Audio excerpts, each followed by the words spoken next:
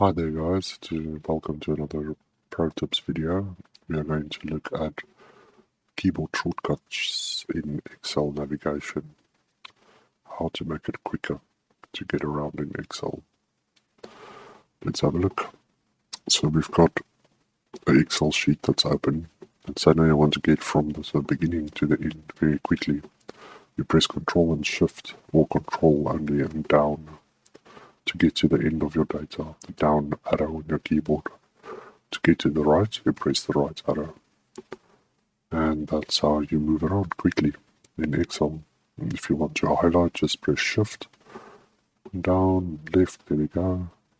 So this jumps to the next or the end of the used data in the sheet, the used rows or cells. And that's all I wanted to show for today. Thank you very much for watching. I will see you guys in the next one.